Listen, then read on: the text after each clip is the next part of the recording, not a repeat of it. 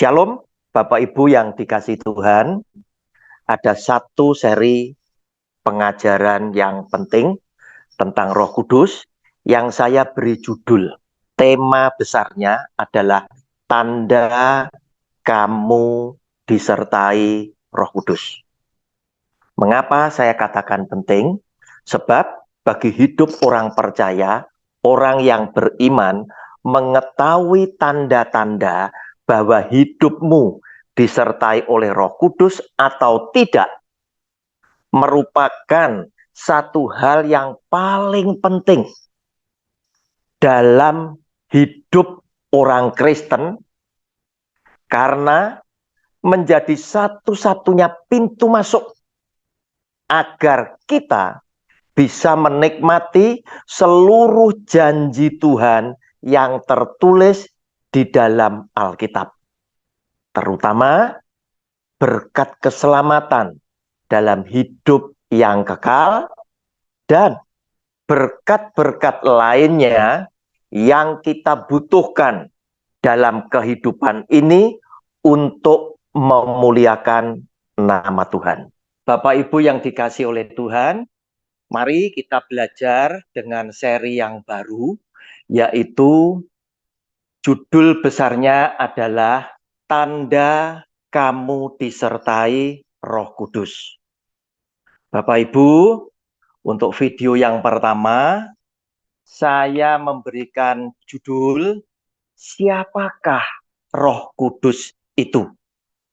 Sehingga penting sekali Roh Kudus menyertai hidup kita. Kita baca dari firman Tuhan, Yohanes 14, ayat 15 sampai dengan 18 lebih dahulu. Roh Kudus itu adalah Tuhan sendiri. Ya. Siapakah Roh Kudus itu? Roh Kudus adalah pribadi ketiga dari Tritunggal Allah. Allah Bapa, Allah Anak, Allah Roh Kudus. Bapak Ibu, bagaimana caranya kita yakin bahwa Roh Kudus adalah Tuhan itu sendiri? Sang pencipta langit bumi dengan segenap isinya. Padahal orang-orang di luar Kristen selalu berkata bahwa Tuhannya orang Kristen ada tiga. Ada Allah Bapa, Allah Anak, Allah Roh Kudus. Bapak Ibu, kita berbicara, membuktikan berdasarkan ayat-ayat firman Tuhan yang sebentar kita akan baca, kita renungkan. Kita buka lebih dulu, baca Yohanes 14, ayat 15 dan sampai dengan 18. Jikalau kamu mengasihi aku, kamu akan menuruti segala perintahku. Aku akan minta kepada Bapa dan Ia akan memberikan kepadamu seorang penolong yang lain supaya Ia menyertai kamu selama-lamanya, yaitu Roh kebenaran. Dunia tidak dapat menerima Dia sebab dunia tidak melihat Dia dan tidak mengenal Dia. Tetapi kamu mengenal Dia sebab Ia menyertai kamu dan akan diam di dalam kamu. Bapak Ibu, itulah sabda Yesus Kristus Tuhan yang disampaikan kepada saudara dan saya, tertulis di dalam kitab suci pada Injil Yohanes pasal 14 ayat 15 sampai dengan 17.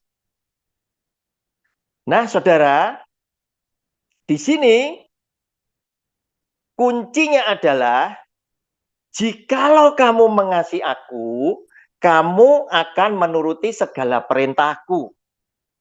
Bukti saudara dan saya mengasihi Yesus Kristus Tuhan adalah karena kita melakukan perintah daripada firman-Nya. Maka Yesus yang adalah Tuhan itu akan minta kepada Allah Bapa supaya Ia memberikan kepada saudara dan saya seorang penolong yang lain, yaitu Roh Kudus, untuk menyertai kita semuanya selama-lamanya. Ayat 17, penolong itu disebutkan yaitu Roh kebenaran, yaitu Roh Kudus. Dunia tidak dapat mengenal Dia, dunia tidak menerima Dia, tetapi kamu, saudara dan saya, mengenal Dia, sebab Roh Kudus menyertai kita dan akan diam di dalam kita. Ayat 18, Tuhan Yesus berkata begini, Aku, ayat 18 perhatikan, Aku tidak akan meninggalkan kamu sebagai yatim piatu.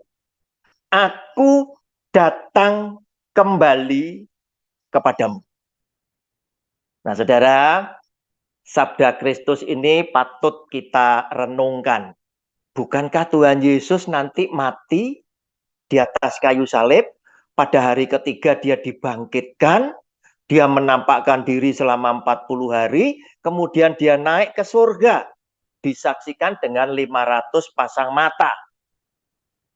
Habis itu, dia naik ke surga, 10 hari kemudian, hari Pentakosta, Roh Kudus dicurahkan. Namun di sini dia berkata, Aku tidak akan meninggalkan kamu sebagai yatim piatu. Aku datang kembali kepadamu. Nah, terkesan aneh. Loh Tuhan, kenapa Tuhan bisa kembali? Nah, Bapak Ibu, simpan ini dulu sampai dengan video ini tuntas. Kita nanti akan diberi pengertian.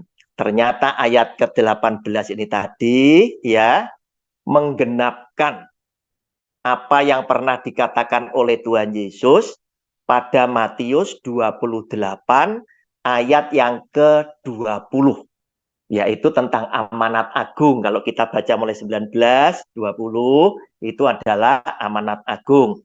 Dan ajarlah mereka melakukan segala sesuatu yang telah kuperintahkan kepadamu, dan ketahuilah, aku menyertai kamu senantiasa sampai kepada akhir zaman.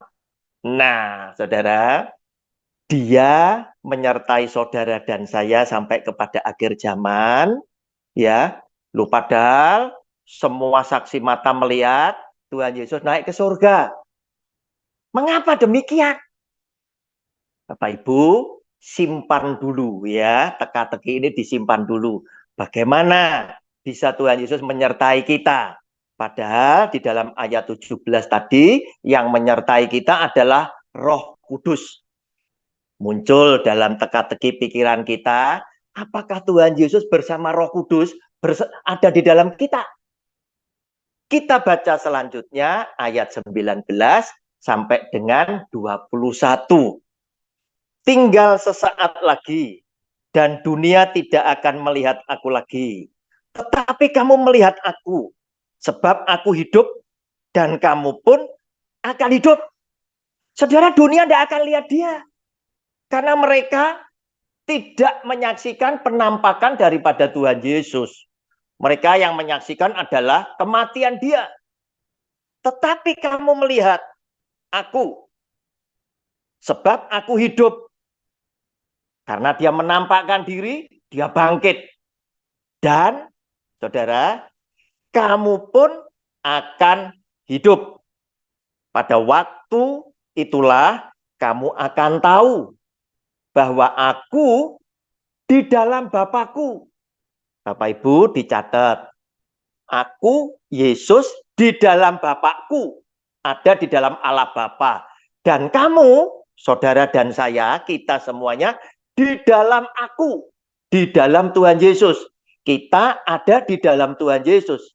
Dan aku, Tuhan Yesus, di dalam kamu. Nah, Bapak Ibu, ternyata kita ini dengan Tuhan Yesus ini tidak ditinggalkan. Kamu di dalam aku, kita di dalam Tuhan Yesus, dan Tuhan Yesus di dalam kita. Dan Tuhan Yesus ada di dalam Bapa. Luar biasa, saudara. Ya, Bapa dan Tuhan Yesus berarti ada di dalam kita juga. Saudara, ayat 21 berkata demikian. Barang siapa memegang perintahku dan melakukannya, ini yang menjadi kunci ya. Dialah yang mengasihi aku, mengasihi Yesus Kristus Tuhan. Dan barang siapa mengasihi aku, ia akan dikasihi oleh Bapakku. Dan aku pun akan mengasihi dia dan akan menyatakan diriku kepadanya. Nah, saudara, kuncinya tetap kalau kita mengasihi dia, kita melakukan, memegang dan melakukan segala perintahnya. Itu bukti kita mengasihi Yesus Kristus Tuhan. Dan ketika kita mengasihi Tuhan Yesus, ternyata Tuhan Yesus bilang, kita juga akan dikasihi oleh Bapa. Sehingga Bapa dan Tuhan Yesus berkenan tinggal di dalam kita. Tinggal di dalam kita. Dan kita ada di dalam Tuhan Yesus. Ada di dalam Bapa dan Anak. Nah, saudara, sekarang kita lanjutkan ayatnya yang ke-24. Barang siapa tidak mengasihi aku, ia tidak menuruti firman-Ku. Jelas, kita cuma ngomong mengasihi, padahal kita bukan pelaku daripada firman. Itu dikatakan, barang siapa tidak mengasihi aku, ia tidak menuruti firman-Ku. Dan firman yang kamu dengar itu bukanlah daripadaku, melainkan dari Bapa yang mengutus aku. Artinya, apa yang disampaikan oleh Tuhan Yesus bukan dari dia, tetapi dari Bapa yang mengutus Yesus Kristus Tuhan. Nah, saudara yang dikasihi oleh Tuhan, kita sekarang ngelihat bahwa oleh karena Bapa dan Tuhan Yesus jadi satu, kita pun tinggal di dalam Tuhan Yesus dan Tuhan Yesus tinggal di dalam kita. Dan kita juga lihat Tuhan Yesus juga diutus oleh Bapa. Maka sekarang kita lihat bagaimana peran daripada Roh Kudus. Yohanes 14 ayat ke-26 berkata demikian. Tetapi penghibur yaitu Roh Kudus yang akan diutus oleh Bapa dalam namaku. Nah, tadi Tuhan Yesus diutus oleh Bapa, ternyata Roh Kudus juga diutus oleh Bapa dalam nama Yesus. Dialah yang akan mengajarkan segala sesuatu kepadamu dan akan mengingatkan kamu akan semua yang telah kukatakan kepadamu. Nah, saudara, lihat. Sekarang di dalam diri kita yang mengasihi Tuhan Yesus dengan bukti melakukan segala perintah Tuhan Yesus. Yang pertama, di dalam ayat 17 tadi, kita disertai oleh Roh Kudus. Berarti Roh Kudus ada di dalam hidup kita. Kemudian kita menyaksikan ayat selanjutnya yang tadi kita baca dan kita renungkan, Bapa dan Anak ada di dalam kita. Tuhan Yesus ada di dalam kita, kita ada di dalam Tuhan Yesus. Kemudian kita menyaksikan lagi di dalam Yohanes pasal 15 ayat 26, ya, lihat Yohanes 15 ayat 26. Dari serangkaian ayat tadi, akhirnya apa? Kita sudah tahu bahwa kita disertai oleh Bapa, Anak, dan Roh Kudus, diteguhkan oleh firman Tuhan pada Yohanes 15 ayat 26 yang berkata demikian. Jikalau penghibur yang akan kuutus. Nah, Roh Kudus diutus. Ya, yang akan kuutus, diutus oleh Tuhan Yesus dari Bapa. Nah, ya, dari Bapa datang. Berarti Roh Kudus ada di dalam Bapa. Datang, yaitu Roh kebenaran. Bersaksi tentang aku.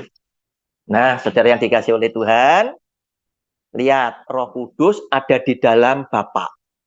Diutus oleh Tuhan Yesus, ya, diutus oleh Tuhan Yesus tadi, jikalau penghibur yang akan kuutus dari Bapa datang, yaitu Roh kebenaran yang keluar dari Bapa, ia akan bersaksi tentang Yesus Kristus Tuhan.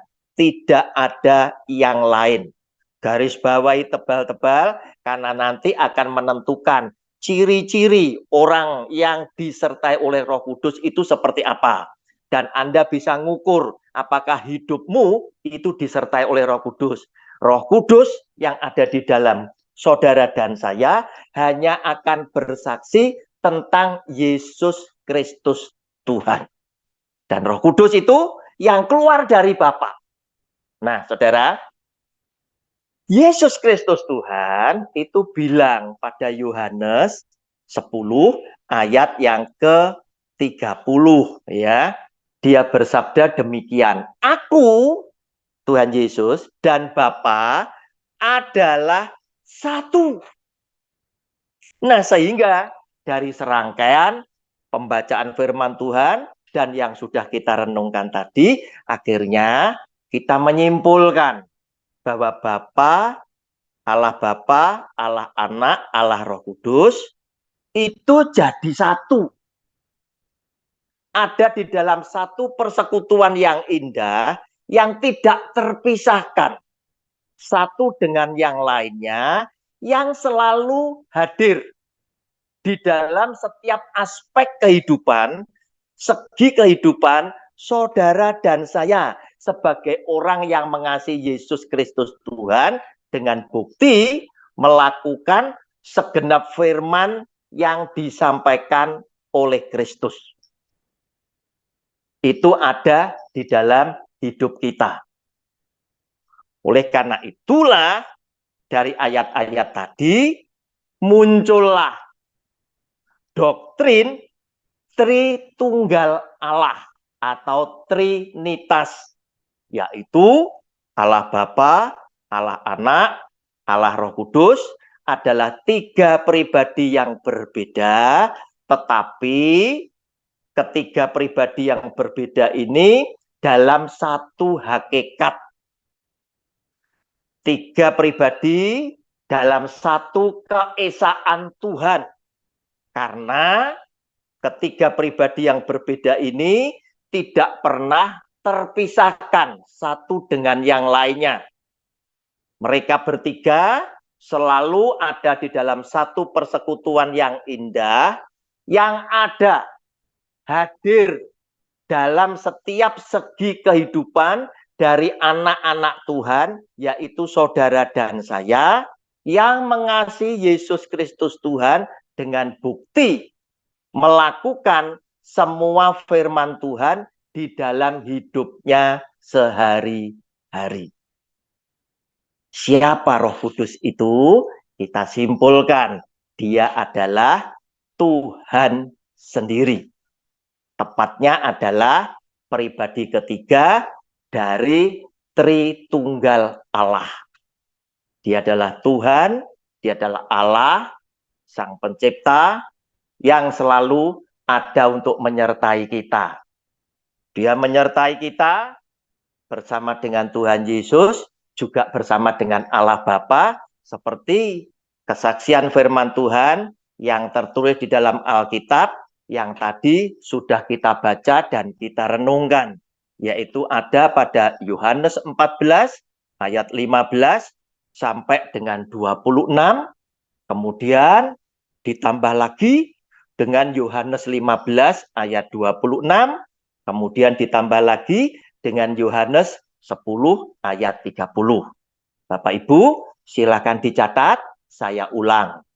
Renungkan Yohanes pasal 14 ayat 15 sampai dengan 26. Kemudian Yohanes pasal 15 ayat ke-26. Kemudian Yohanes pasal 10 ayat yang ke-30. Sehingga menjawab, menyimpulkan, siapakah Roh Kudus itu? Sehingga penting untuk diketahui, untuk introspeksi diri kita, apakah kita disertai oleh Roh Kudus. Sehingga kita tahu ciri-ciri orang yang disertai oleh Roh Kudus, baik diri kita maupun orang lain. Sebab ketika orang disertai oleh Roh Kudus, orang ini, saudara dan saya, di dalam hidup kita hanya akan bersaksi tentang Yesus Kristus Tuhan, bukan yang lain.